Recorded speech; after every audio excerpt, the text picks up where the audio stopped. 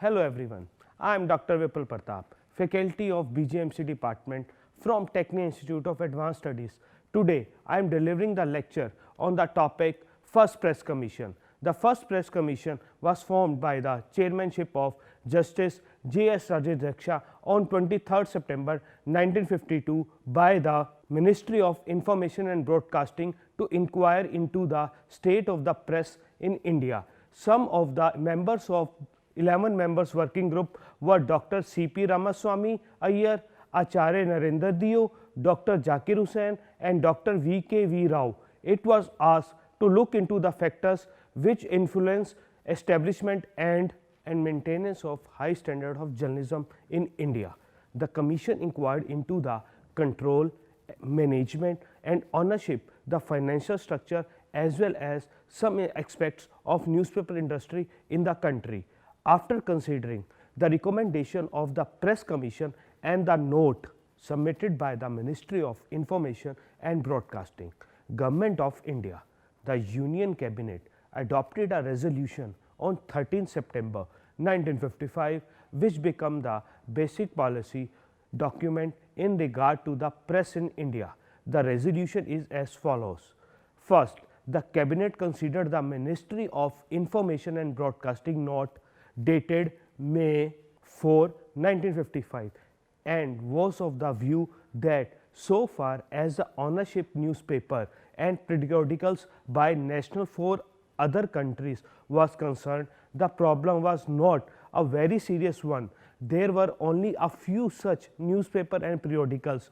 The Cabinet therefore felt that no action needs to be taken in this regard to these newspaper and periodicals, but that number no foreign owned newspaper or periodicals should in future be permitted to be published in India.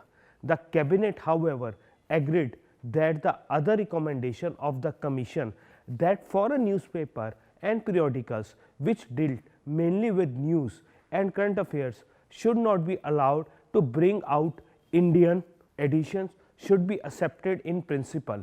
During so many years since the above resolution came into effect, no foreign newspaper or periodical has been allowed to be published from India, nor has any foreign investment in the domestic print media sector be permitted. However, in the new context of globalization, the demand for foreign participation and investment in the print media has been raised by a section of newspaper industry.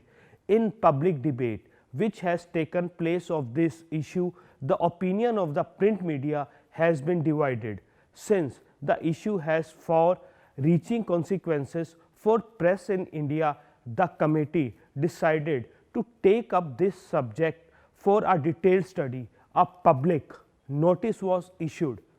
The commission was appointed because after independence the role of press was changing from a mission to business. It found that there was a great deal of defamatory writing often directed against communities or groups of indecency and vulgarity and personal attacks on individuals. It also noted that yellow journalism was on the increase in the country and was not particularly confined to any area or language. The commission, however, found that the well established newspaper on the whole had maintained a high standard of journalism. It remarked that whatever the law relating the press may be, there would still be a large quantity of objectionable journalism which, though not failing with the preview of the law, would still require some checking. It felt that the best way of maintaining professional standards of journalism would be to bring into existence a body of people principally connecting with the industry whose responsibility would be to determine on doubtful points and to ensure the punishment of anyone guilty of infraction of good journalist behavior. An important recommendation of the commission was setting up of a statutory press commission at national level consisting of press people and lay members Its recommendations and the action taken can be summed up as follows. First one, to protect the freedom of the press and to maintain high standard of journalism, a press council should be established. The Press Council of India was established on July 4, 1966, which started functioning from November 16. On this date, National Press Day is celebrated. To prepare the account of press and position of every year, there should be appointment of the regular registrar newspaper of India. It was also accepted and RNI was appointed in July 1956. Third, price pay schedule should be introduced. It was also accepted in 1956. Fourth, for maintaining a cordial relationship between the government and the press, a press consultative committee should be constituted. It was accepted and a press consultative committee was constituted on 22nd September 1962. Fifth, Working Journalist Act should be implemented.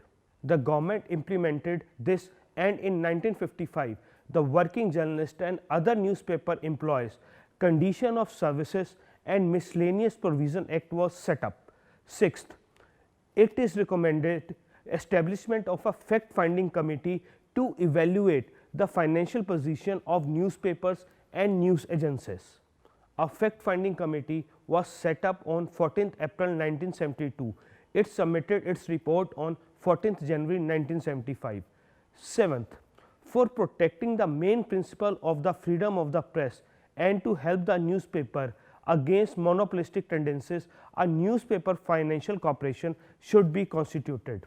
It was accepted in principle, and on 4th December 1970 a bill was also presented in Lok Sabha, but it lapsed.